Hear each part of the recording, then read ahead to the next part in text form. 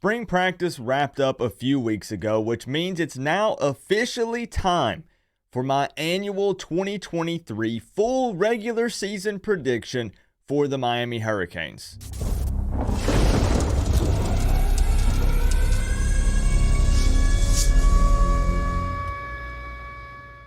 What's going on, Canes fans? Now, before we dive into this thing, let me take just a moment and explain exactly what this is and how it works. Because for some reason, every single year, even though I do this every single year, there seems to be confusion about this thing. So we are predicting the entire regular season, game by game, for the Miami Hurricanes right now in May.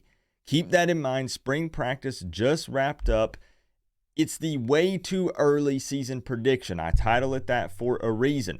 I do one of these in May, and then I also do one in August. And, you know, a lot of times the one in August is quite a bit different from the one in May. And the reason why I still do this is it's fun actually to look back and see which one was closer. Was it the unofficial way too early one, or the one that's 1 month before we kick off college football? Last year, believe it or not, my way too early season prediction in May was actually closer than my official one that I do in August. And also just remember that, you know, we do this after spring because, you know, after that, there's not a whole lot of college football stuff going on. The transfer portal window has closed again, so there's not necessarily a whole lot to talk about. So it's just kind of for fun. It's hard to really judge what our record will be because half of our team, we were full of injuries, right? Like there were a lot of guys that didn't play. You can't really judge off of just spring ball. So that's not what this is. There are a lot of factors that go into this. But just putting it out there right quick, we'll go game by game. I'll give win or loss, and we'll see where we stand. But this is unofficial, and I'm not holding myself to it. And if you want to put yours down below, I'm not holding you to it either because it's way too early. Way too early.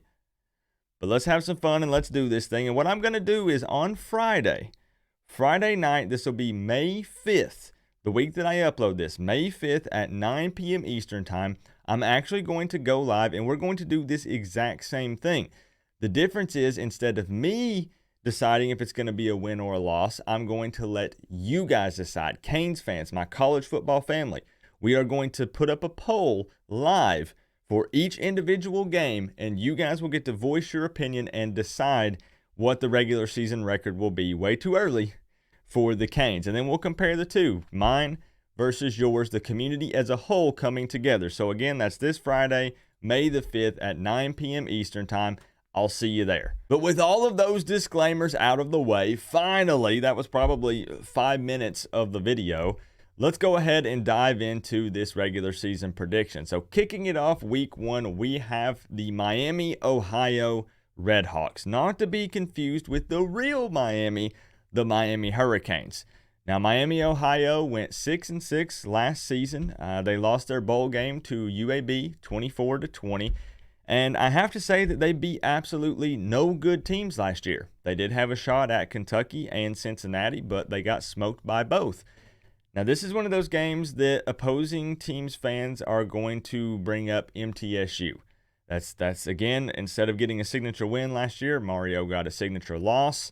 It is what it is, but he's never going to be able to live that one down. Everybody's going to hold that over our head, and understandably so and rightfully so, in my opinion. We should have never lost that game. But that means that from now on, even when we play nobodies, there's going to be some questions there, especially when we open up with kind of a nobody, if we're being fair here. But even with that being said, the MTSU game should just be an anomaly. It should be something that we don't ever have to deal with again. You know, we should be beating the teams that we're supposed to beat coming up. So we'll see. But I will say that in this game, Miami, Ohio, opening week will be motivated. There'll be a lot of young guys that'll be playing for us that'll be hungry, and this should be a win. There's no denying that it'll be a mismatch in both size and physicality in our favor. Next up, week 2 is the Texas A&M rematch. Funny enough, you know, after all that smack talk that happened last season, Texas A&M ended with the same record as us, 5-7, and at one point they even lost 6 games in a row. Now, this year, the difference, the game is going to be at Hard Rock. And, the Aggies also had a mass exodus in the portal just like we did. And it'll be interesting to see for this game who Jimbo Fisher decides to go with at the quarterback position. Now, ideally for this one, I would like to say that our red zone offense has improved since the last time we faced off against the Aggies. That was kind of what our big issue was. I mean, final score 17-9 last year. We could not muster a single touchdown. We got 3 field goals. But that's still to be determined, right? Because we'll open with Miami of Ohio, which should be a relatively easy win. And then this will be kind of our first test at home against the Aggies. So we'll see. But I have to say that right now, this is going to be an unpopular opinion, and it is what it is. My full season prediction is raw and unfiltered and honest. Given our record against SEC teams, right now I have to give us a loss in this one. There's still too many questions for us, both offensively and defensively, and right now in the way too early season prediction, I just can't confidently come out and give us a win. The Aggies are, they might struggle again this year. Everybody always hypes them up, and I don't think they're going to be that great, just being real with you. But we just struggle against SEC teams. It is what it is. So right now, it's an L. Next up on the schedule is Bethune-Cookman, and I'm really not even going to take time to talk about this one. There's the whole, Ed Reed was supposed to be the coach there. That didn't happen. And then, last year, even given as bad as we were, we still beat them 70-13. So, easy dub. Let's move on. Next up, we face off against the Temple Owls, who went 3-9 last season and have won a combined 7 games over the last 3 years. So, not a good football team. But it's going to be the MTSU argument once again. We're going to continue to hear that all season, every season from now on, while Mario Cristobal is the head coach here until we prove otherwise consistently. It is what it is. But, this should be an easy win. Crazier things have happened to us, as we've seen. But I'm just being real, it should be an easy win. Temple is not a good football team. Let's keep going. Georgia Tech, they finished 5-7 last season, same as us, but we did get the win over them, 35-14. The reality of the situation is this: we should have the better coaches, players, and we'll have home field advantage in this game. Now, you do always have to keep an eye out on Georgia Tech because, historically speaking, other than last year and some other games here and there, they tend to give us trouble. But I do have us getting a win in this one. Next up is North Carolina, and this team has had our number for a hot minute. I'm not a fan of, the head coach. I'm not even going to say his name because I really don't like him very much, but they went 9-3 last season with an ACC championship game appearance. Now, I know that they did lose to Clemson in that conference championship, but they were still light years ahead of Miami last season. And I'm also just going to be blunt. I do think Drake May is a pretty good quarterback. I think that he is the truth. Even though the last 3 out of 4 games that we've played have been decided by just 3 points, UNC has in fact beat us 4 times in a row. This is going to be very controversial and an unpopular opinion, but North Carolina has, owned us for several years now, and until we can prove otherwise, I mean, Mac Brown is going to have those guys ready to play. Is this a home game? This is in Chapel Hill. That place is going to be rocking. For now, believe it or not, I'm going to have to give us an L in this one, and this is one that hurts. I really want to give us a win, but I just can't do it right now. Here we go. This is one that a lot of people are going to have circled on their calendars, and this is probably one that you're definitely wondering what my opinion is going to be this early. The Clemson Tigers. 10-2 in the regular season last year and won the ACC championship in what many people thought would be a down year for the Tigers. I don't know about you guys, but it doesn't sound like much of a down year to me. I sure as heck wish that's what a down season looked like for us. Canes fans literally pray for a season like that. Anyways, they beat us by 30 last year, just an absolute booty spanking. And the average margin of victory over the last 4 years for them is 37 points. Absolutely ridiculous number. We just cannot ever seem to keep it close with Clemson. And unfortunately, I think that it's still going to take some time to catch up to these guys. They've been operating at a higher level than us for many, many years on multiple levels. We're talking about facilities, recruiting, just everything, all across the board, higher level than us. So I still don't think right now, year 2 under Mario Cristobal, yeah, we're excited about a new OC in DC, but it is still first year at Miami for the new OC in DC. We're going to have some kinks to work out. Again, we kind of are starting from scratch to an extent. These things are going to take some time. So there is just no way right now that I can give the Canes a win in this one, even at Hard Rock Stadium. Next up is the Virginia Cavaliers, and this is one that I'm actually excited to talk about because it's finally an ACC team that actually did worse than us last year. Right? Shocker! They finished at 3-7 in the regular season. Now, we did beat the Cavaliers last season because we did play them, but it was in quadruple overtime. Yes, we went to quadruple overtime with a team that went 3-7. Now, again, as I just said, we all know that we have a new OC in DC, but that doesn't guarantee that the season will be smooth sailing just because, we're throwing the ball more often or our defense is more aggressive. There's still going to be, some things that we're going to have to work on. There's going to be some speed bumps. However, I do think that this is an easy win for us. I do think that we're ahead of Virginia on multiple levels, and 3-7 last year for them. I think they're lucky to win 4 or 5 games this year. I think it's going to be tough sledding for the Cavaliers in 2023. Next up is NC State, a team that went 8-4 last season, and this one is extra interesting. And the reason being is because that team we played the week before, Virginia. You know how they used to have this quarterback who's played there for like the last 15 years, Brendan Armstrong? Well, somehow he has found a way to continue playing college football, even though I think he's like 38 years old, and he is now the quarterback for NC State. So yes, he did transfer to the Wolfpack, and this is one of those games where, for me personally, I think that Miami should win this game. This is a game that no matter how you want to slice and dice this thing up, I know that it's in North Carolina, so it's an away game for us. Miami should win this one. They should.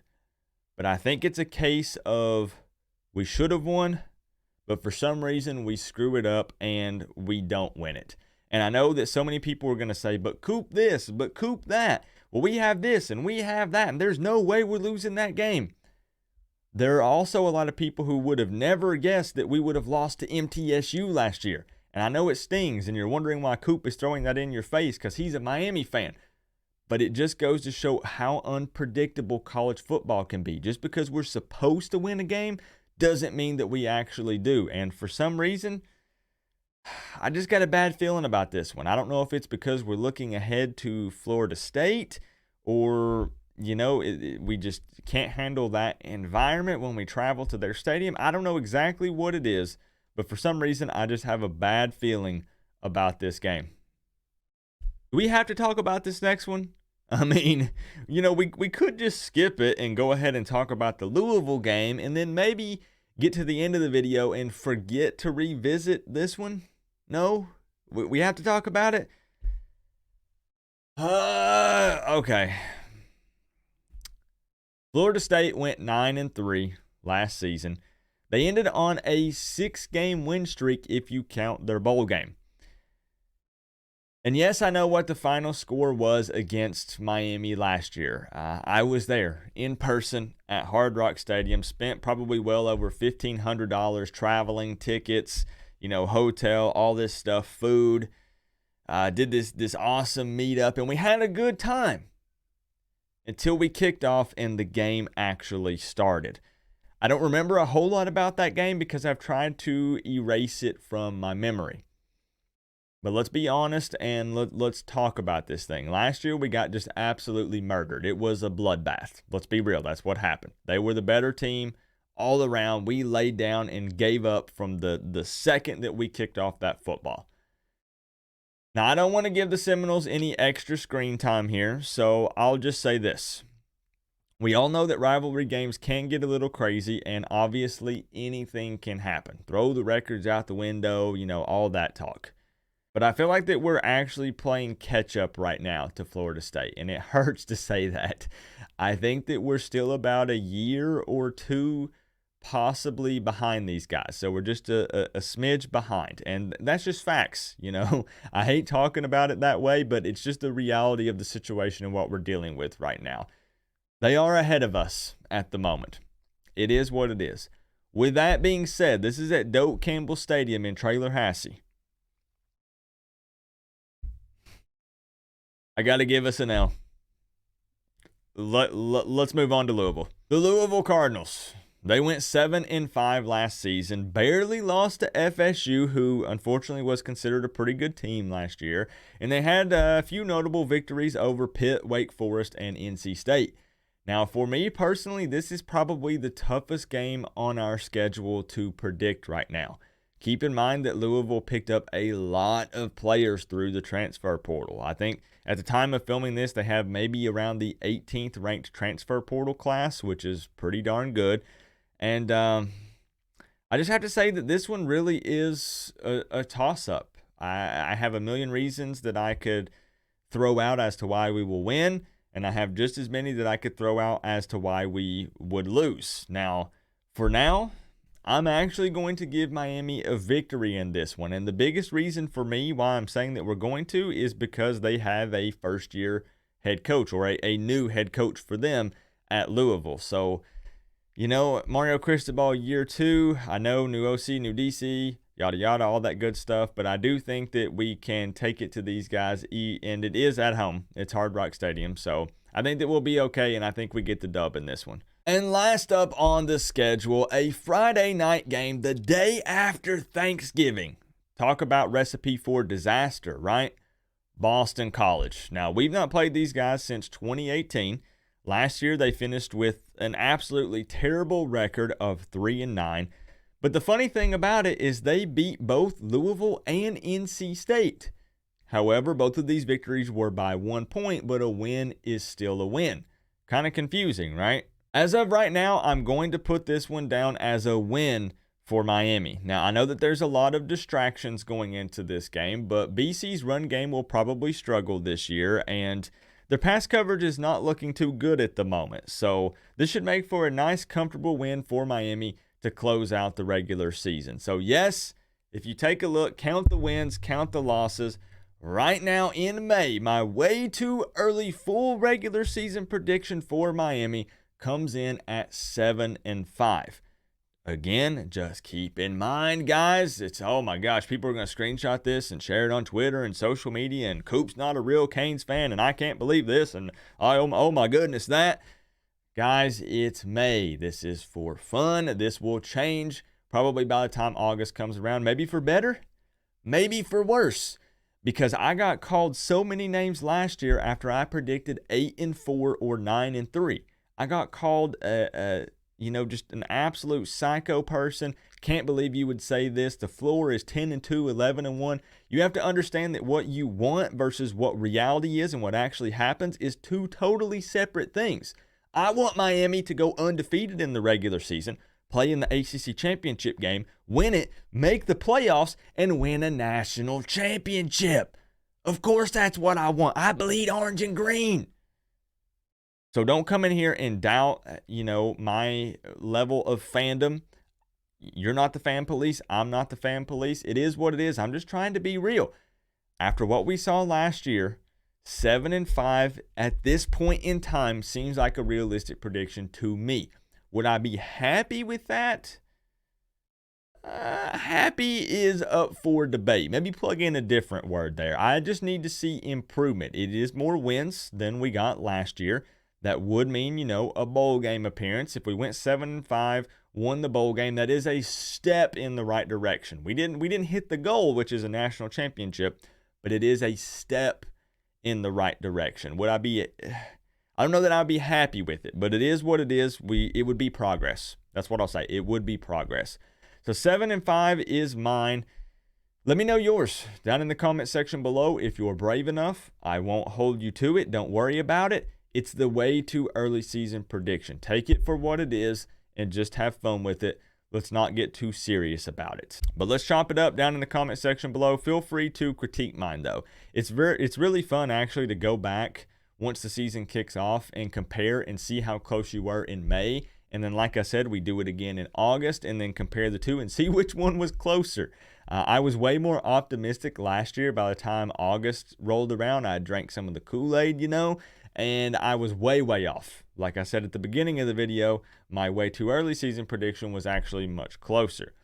Remember though, guys, we're all one big happy college football family, but at the end of the day, I gotta say, it's always better when you get to rep the U. Coach Coop, peace out.